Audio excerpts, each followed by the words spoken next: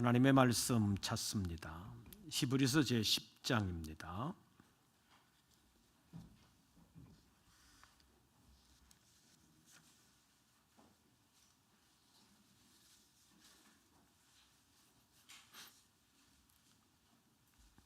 히브리서 제10장, 제가 가진 성경으로는 신약성경 363쪽, 히브리서 제10장 19절부터 25절까지의 말씀,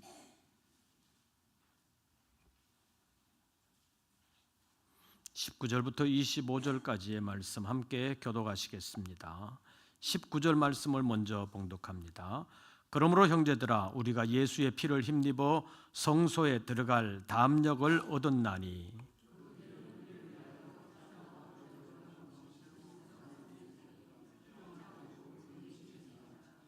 또 하나님의 집 다스리는 큰 제사장이 계심에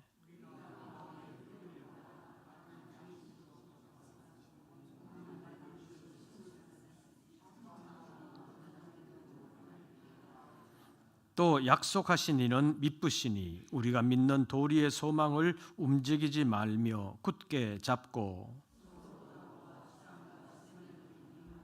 25절 다 같이 봉독합니다. 모이기를 패하는 어떤 사람들의 습관과 같이 하지 말고 오직 권하여 그날이 가까움을 볼수록 더욱 그리하자. 아멘. 광고 말씀을 드리겠습니다.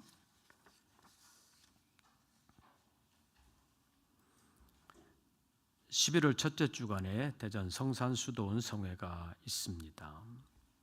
참여하실 분들은 목행정실로 연락하셔서 참여 유무와 함께 숙소, 수도원 안과 밖을 구분해서 신청해 주시기를 바랍니다. 그리고 지금 십자가 조명 공사가 진행되고 있는데 부품 문제로 조금 늦어지고 있습니다. 여러분들 그리 알아주시고 모든 일들이 형통하게 안전하게 잘 진행될 수 있도록 기도해 주시기를 바랍니다. 나머지 광고들은 주보를 참고해 주시기를 바랍니다. 본문 말씀 가운데서 마지막 절을 봐주시기를 바랍니다. 마지막 절 25절 우리 다 같이 봉독합니다. 모이기를 패하는 어떤 사람들의 습관과 같이 하지 말고 오직 권하여 그날이 가까움을 볼수록 더욱 그리하자. 아멘. 이 오후 시간에는 모이기를 힘쓰는 사람이라는 제목으로 잠깐 말씀을 상고하려고 합니다. 이제 주일 오후 예배를 시작한 지가 한 달 정도 돼가지요. 여러분 몸이 이제 오후 예배에 좀 적응이 돼가요? 아직도 피곤하기만 해요. 안 모이다가 모이니까. 그동안 코로나 때문에 한 3년 동안 오후 예배가 없었습니다. 재개하고 나니까 머리로서는 당연히 예배 드려야 되는 거니까 괜찮지 않냐. 그러지만 몸은 당연한 것으로 받아들이지 못하는 분들도 아직은 있을 수 있습니다. 오후 예배가 없는 동안 오후에 무료한 시간을 보냈던 분들은 오후 예배 재개되는 것을 반갑기 그지없지요. 그런데 오후 예배가 없는 동안에 뭔가 했던 사람들은 이제 오후 예배가 생겼으니까 했던 그 일들을 접어두고 먼저 예배에 참여해야 된다고 나오시는 분들에게는 믿음의 성장과 함께 하나님의 은혜가 임하게 되는 줄로 믿습니다. 그러나 아직도 그 일들을 내려놓지 못하고 참여하지 못하는 분들도 있을 수도 있습니다. 가정 형편상 어쩔 수 없이 직장 생활 때문에 참석하지 못하시는 분들도 있지만 개인적인 일은 접어둬도 되는데 아직은 그걸 접어두고 오후 예배에 참여하는 그런 믿음에까지 이르지 못한 분들도 있을 수 있습니다. 주일 예배는 한 번이면 되지 오후나 저녁까지 드려야 되느냐고 그렇게 말씀하시는 분들도 있습니다. 물론 외국의 교회들 가운데 주일 예배는 한 번밖에 안 드리는 교회들도 많이 있습니다. 그러나 그것이 항상 옳은 것만은 아닙니다. 또 그것이 우리의 신앙에 많이 유익한 것만도 아닙니다. 이제 오후 예배가 재개된 지 한 달 정도 됐는데 다시 모이기를 힘쓰면서 모임으로 하나님의 은혜를 체험하고 더 열심 낼 수 있는 우리 모든 권속들 되시기를 바랍니다. 그래서 아직 참여하지 못한 분들에게 각 구역이나 기관에서 연락해서 함께 모이기를 힘쓰면서 함께 주시는 하나님의 은혜를 더욱더 사모하는 우리 모든 권속들 되시기를 바랍니다. 왜 모여야 합니까? 옛날 구약의 이스라엘 공동체는 주로 명절에 모였습니다. 그래서 성경에 있는 말씀을 보면 자기 가정에서만이 아니라 가정에서도 명절을 지키지만 특별히 1년에 3차례는 여호와 앞에 나와서 여호와의 절기로 지키라는 명령이 있었습니다.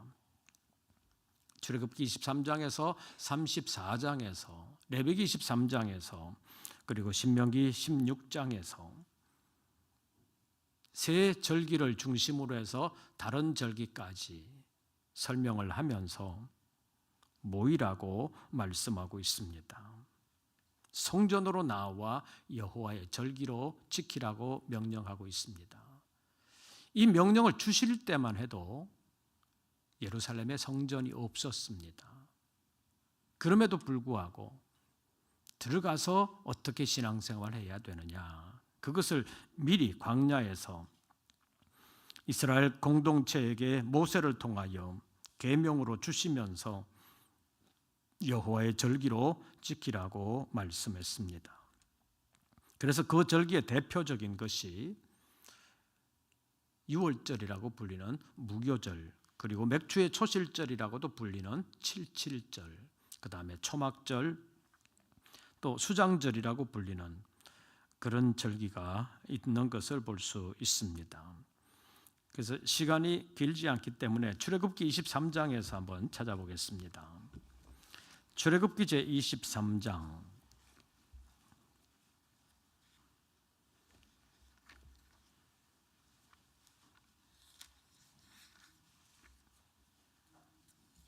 10계명을 주신 후에 이스라엘 공동체의 명절에 대하여 여호와의 절기에 대하여 어떻게 지켜야 되는지에 대해서 말씀하고 있습니다. 14절부터 17절까지의 말씀, 출애굽기 제23장 14절부터 17절까지의 말씀 함께 교독하시겠습니다. 14절 말씀을 제가 먼저 봉독합니다. 너는 매년 3번 내게 절기를 지킬지니라.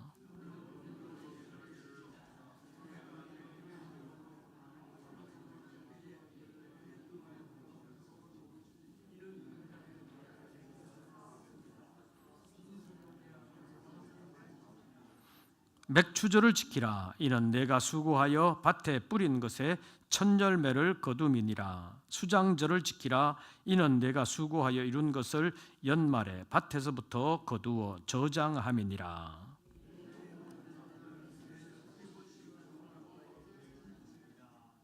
아멘. 여기 보면 14절 보십시오. 너는 매년 몇 번?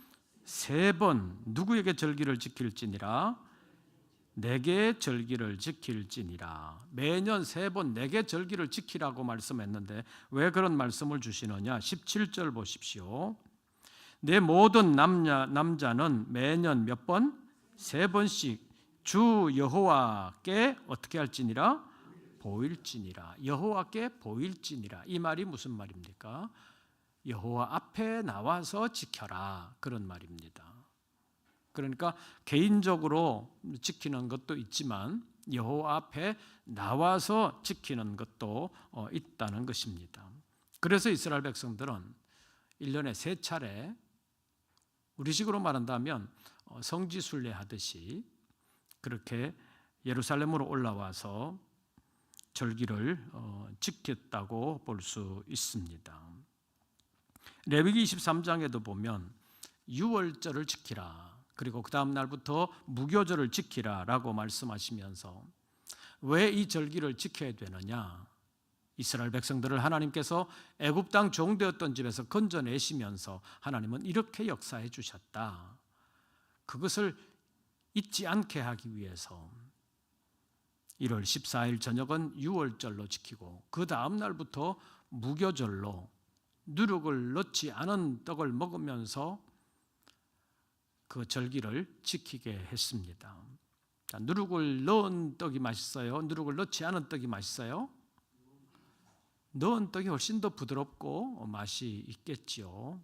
맛이 없음에도 불구하고 그런 절기를 지키라고 말씀을 하면서 이스라엘 자손들, 그들의 조상이 옛날 광야에서 얼마만큼 고생했나를 잊어버리지 않게 하기 위함입니다. 우리 부모님들 가운데 나는 고생했지만 자녀들은 고생시키지 않아야 되겠다 이렇게 생각하고 자녀들이 아예 고생시키지 않는 것은 물론이거니와 옛날에 고생했던 부모 선조들에 대한 것까지 아예 생각도 않게 하는 그런 일이 있는 것을 봅니다. 그래서 자녀들은 고생이라는 사실을 듣지도 못했고 보지도 못하고, 그래서 편안한 상태에서만 마치 온실 속에서만 자라나는 꽃처럼 자라나는 아이들이 있는 것을 볼 수 있습니다. 그러나 하나님은 이스라엘 백성들에게 자손들을 그렇게 키우기를 원치 않으셨습니다. 알라는 것입니다. 가장 어려운 순간에도 하나님께서 이스라엘 자손들을 인도해 주셨다는 사실을 알라는 것입니다. 그리고 레위기 23장에 있는 말씀을 보면 곡물의 추수를 시작하면서 첫 번째 첫 이삭 2단을 제사장에게로 가지고 가서 그 곡식단을 흔들면서 여호와 앞에 제사하게 하는 그런 절기도 지키라고 말씀을 했습니다. 그리고 그때부터 50일 후에 7안식일 후에 그 다음 날 50일째에 곡식단을 가지고 주님 앞에 예배하면서 제사로 드리라고 말씀했습니다. 그때는 곡식뿐만 아니라 어린 양, 어린 수소, 그리고 염소 이런 것으로 제사를 하나님 앞에 드리면서 추수하는 것도 하나님의 은혜인 것을 잊지 않게 하시려고 했습니다. 그래서 이 절기는 50일째 절기이기 때문에 한자로 오순절이라는 말로 표현하고 있습니다. 그 다음에 7월 달에 있는 여러 가지 그 절기에 대하여 말씀했습니다. 그래서 레위기 23장에서는 7월 1일은 나팔을 불어서 절기를 지키라. 7월 10일은 속죄일이기 때문에 하나님께 죄를 고백하고 하나님께 죄 용서함을 받는 날로 지켜라. 7월 15일은 초막절로 지켜라. 이런 말씀들을 했습니다. 그래서 크게 보면 여러 절기가 있는데 그 절기 가운데 3차례는 여호와 앞에 나와서 절기를 지키라. 그래서 3차례는 이스라엘 모든 남자들이 예루살렘으로 모이는 일이 가나안 땅에 들어가서는 있었다고 말할 수 있습니다.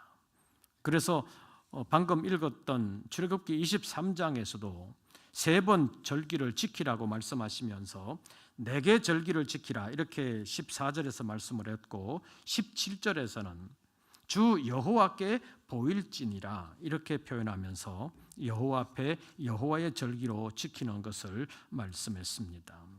또 다른 곳에 보면 여호와의 전에서 이런 절기를 지키라 이런 표현들도 있습니다. 이 말씀을 기록할 당시만 해도 예루살렘의 성전은 없었습니다. 지어지기도 전입니다. 그것도 아주 오래전입니다. 이스라엘 백성들이 애굽에서 나와서 얼마 되지 않았을 때 하나님은 모세를 통해서 이 계명을 주셨습니다.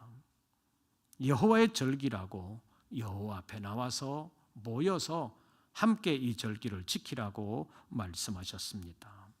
왜 그렇게 하셨겠습니까? 이스라엘 공동체가 단순한 혈연 공동체가 아니라는 사실을 알게 하기 위함입니다. 하나님의 언약을 기초로 하고 있는 믿음의 공동체라는 사실을 출애굽 1세대뿐만 아니라 그 다음 세대, 그 다음 세대, 영원토록 그 다음 세대들이 믿음의 공동체요 하나님의 언약을 붙드는 공동체임을 잊지 않게 하기 위해서 모이라고 말씀하고 있습니다. 어느 교회는 그 집사님이나 권사님들이 그 청소하러 가끔 오실 때가 있잖아요. 그런데 그 청소하러 오실 때 그 교회에서는 집사님이나 권사님들이 혼자 오시지 않고 오실 때 자기 자녀들이나 손주들을 데리고 오셔서 함께 청소하는 교회가 있다는 말을 들었습니다. 왜 그렇게 하냐? 봐줄 사람이 없어서가 아니라 교회 청소하는 것도 나만이 아니라 내 후손들도 이것을 배워야 한다. 그것 때문에 같이 데리고 나와서 청소를 함께 하는 이 교회가 있다는 말을 들었습니다. 수고하는 것도 나만이 아니라 나의 후손들도 배워야 된다. 이런 일은 바람직한 것 같습니다. 우리가 배울 필요도 있는 것 같습니다. 그런데 신약 시대에 오면 예루살렘 성전 중심의 신앙을 지켜갈 수가 없었습니다.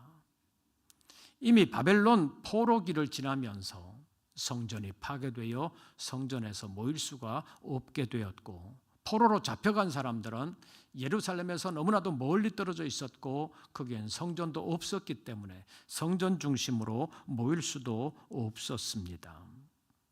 그리고 AD 70년 예루살렘의 멸망과 함께 성전이 파괴된 이후에도 성전 중심으로 모일 수는 없었습니다. 그런데 오늘 본문 말씀을 보면 모이기를 힘쓰는 자들이 되라고 말씀하고 있습니다. 히브리서 10장으로 다시 돌아가시죠.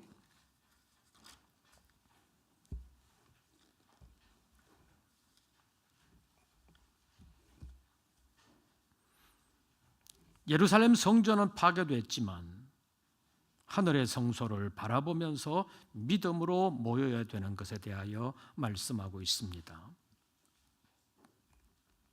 19절부터 다시 한 번 더 교독하면서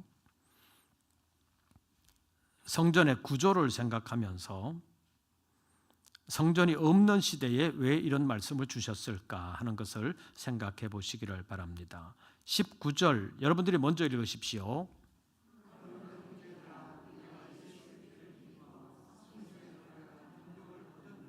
그 길은 우리를 위하여 휘장 가운데로 열어놓으신 새로운 살 길이요 휘장은 곧 그의 육체니라.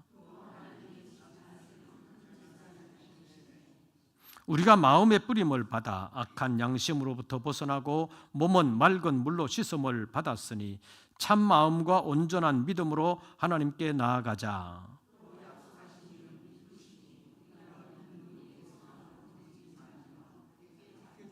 서로 돌아보아 사랑과 선행을 격려하며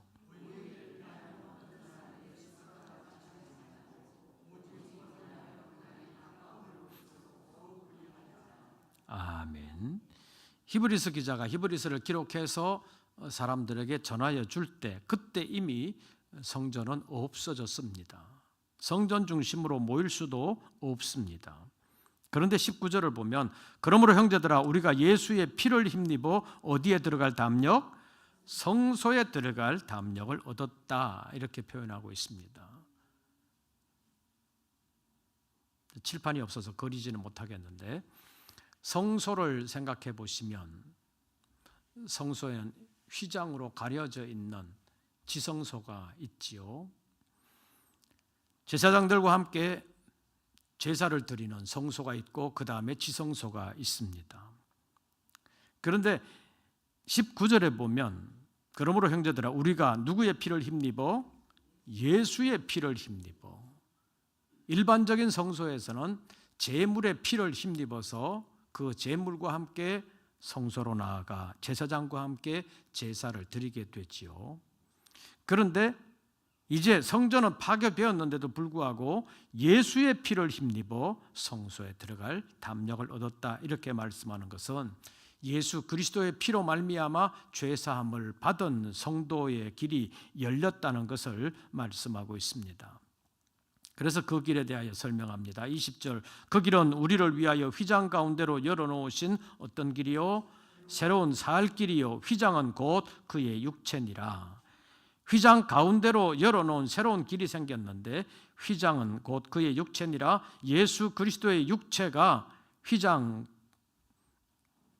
말씀하면서 그것이 찢어져서 그 가운데로 길이 새롭게 생겼다는 것은 예수 그리스도의 몸의 찢기심, 십자가의 희생으로 말미암아서 우리가 하나님께 나아갈 수 있는 길이 열렸다는 것을 20절에서 말씀하고 있습니다.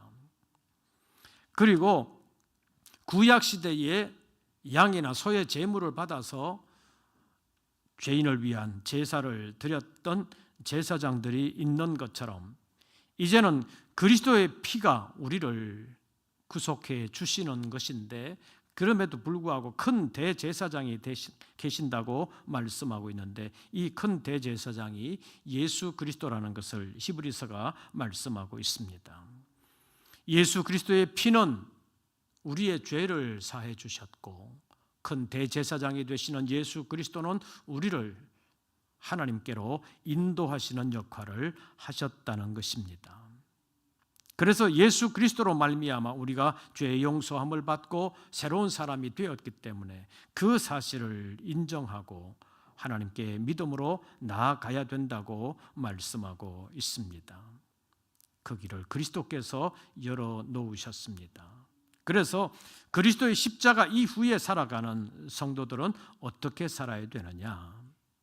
제가 23절 보면 여러분들이 24절을 읽어주시기를 바랍니다. 또 약속하신 이는 미쁘시니 우리가 믿는 도리의 소망을 움직이지 말고 굳게 잡고,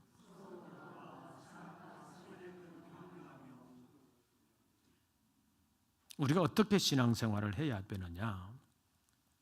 아까 말씀드린 것처럼 히브리서를 기록하여 사람들에게 전달할 때만 해도 예루살렘 성전은 없었습니다. 그럼에도 불구하고 히브리서 기자는 사람들에게 서로 돌아보아라, 모이기를 힘써는 어떤 사람들의 습관과 같이 하지 말고 더욱 모이기를 힘써라, 이렇게 말씀하고 있습니다. 왜 이렇게 말하는 것이냐? 이유가 있습니다. 우리의 신앙에는 두 가지 면이 있습니다. 하나는 하나님과의 관계요, 하나는 이웃과의 관계입니다. 다시 말하면 하나님과의 수직적인 개인적인 관계가 있고 이웃과의 수평적인 공동체적 관계가 있습니다. 마태복음 22장에 있는 말씀을 보면 바리새인들이 예수님께 질문을 하지요. 성경에서 가장 큰 계명이 무엇입니까? 어떻게 보면 종교적인 이름을 가지고 있는 서기관들과 바리새인들, 이런 사람들이 진짜 믿음이 무엇인지는 제대로 몰랐다고 말할 수 있습니다. 계명에 대해서 줄줄줄 외우고 있었지만 진짜 참 계명이 무엇인지에 대하여 잘 모르고 있었다고 말할 수 있고, 예수님께 이 질문을 하면서 예수님을 시험에 빠뜨리려고 하는 계략도 있었습니다.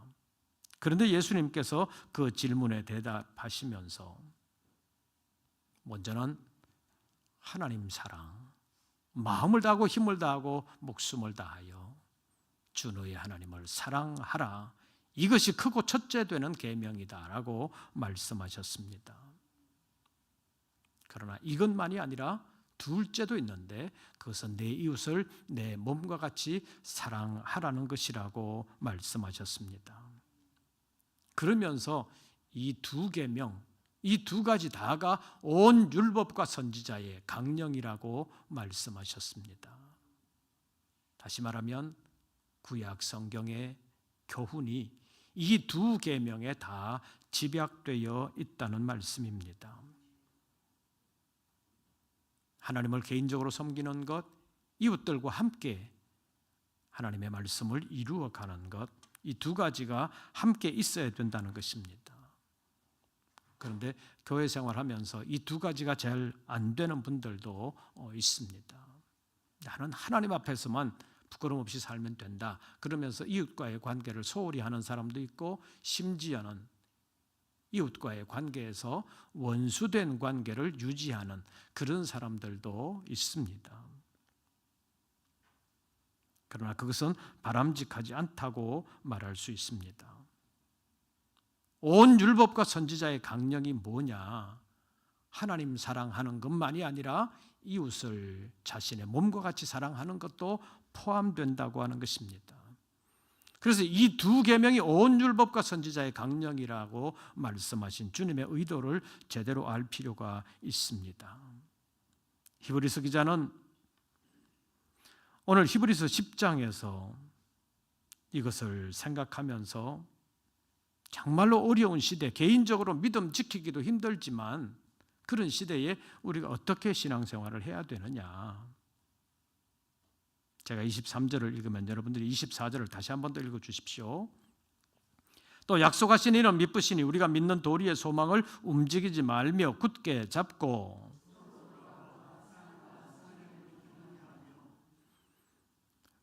우리의 믿음의 도리를 굳게 잡아야 되는데 그것을 혼자만이 아니라 24절에서 서로 어떻게 하여? 서로 돌아보아. 혼자 가는 것이 아니라 서로 돌아보아, 돌보면서 함께 가라는 것입니다. 서로 돌아보아 사랑과 선행을 뭐하며? 격려하며. 또 25절에서는 모이기를 피하는 어떤 사람들의 습관과 같이 하지 말고 오직 권하여 그날이 가까움을 볼수록 더욱 어떻게 하자? 더욱 그리하자. 서로 격려해라. 서로 힘을 합하라. 서로 권해라. 그러면서 서로 모이기를 힘쓰라고 말씀하고 있습니다.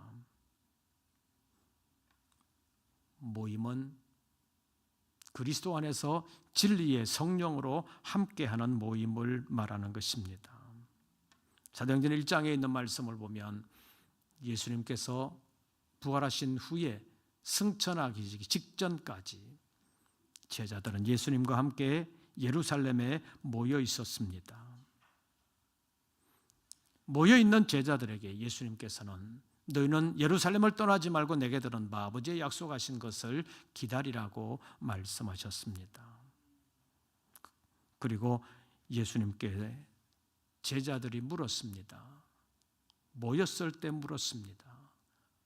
주께서 이스라엘 나라에 회복하심이 이때니까.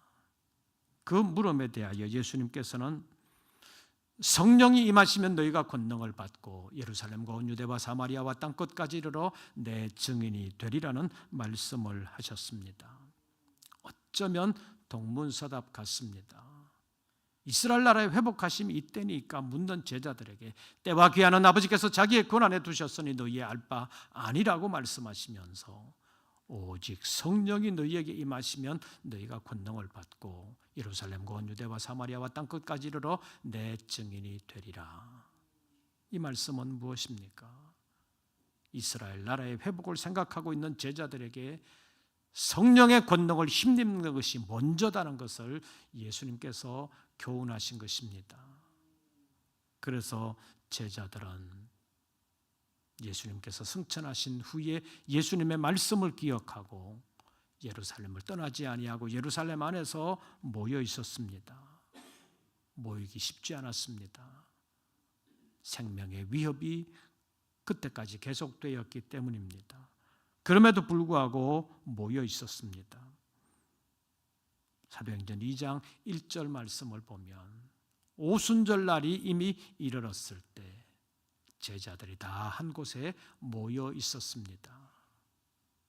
그때 성령이 임하셨고 하나님의 성령께서 모인 모든 사람들에게 성령의 충만함을 주셨고 각각 다른 방언으로 말할 수 있는 은혜를 베풀어 주셨습니다.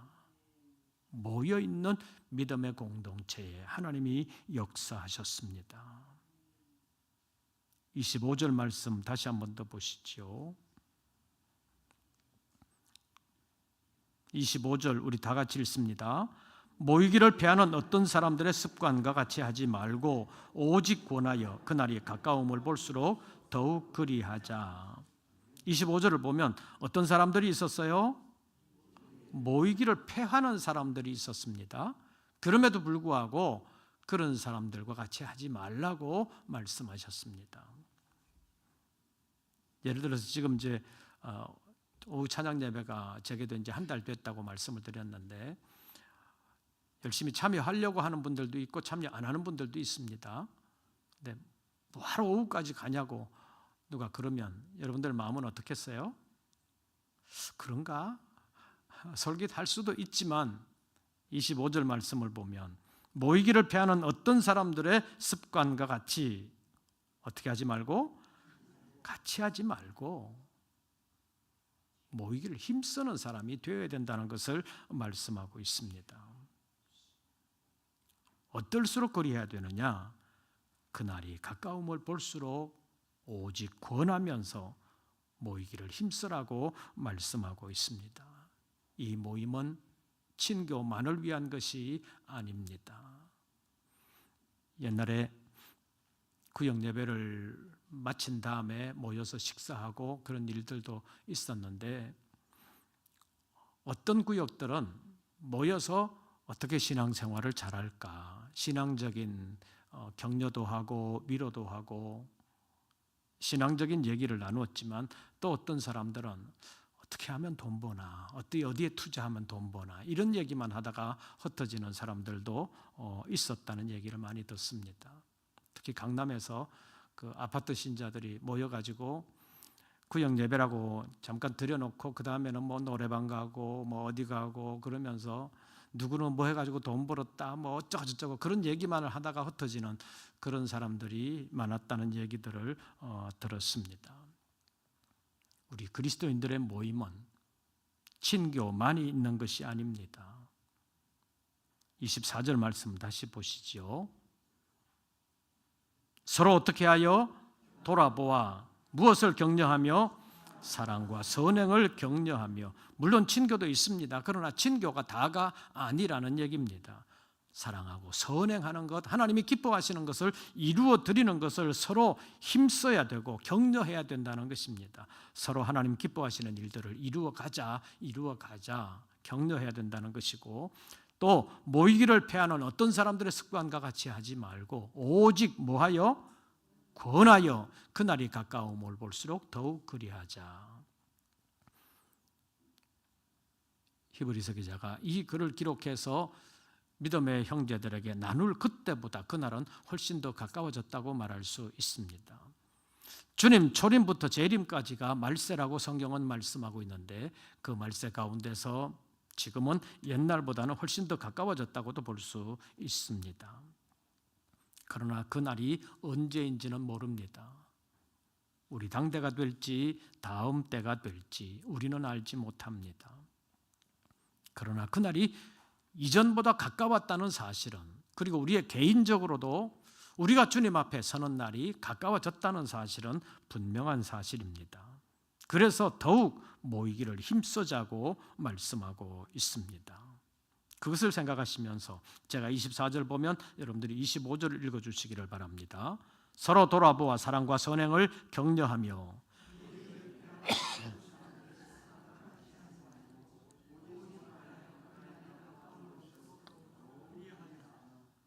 말씀대로 이루어 가시기를 바랍니다.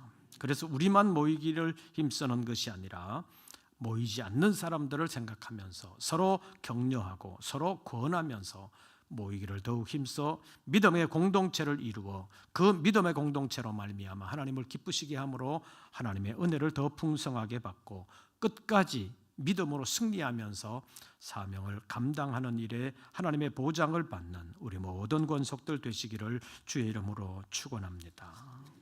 찬송가 452장입니다.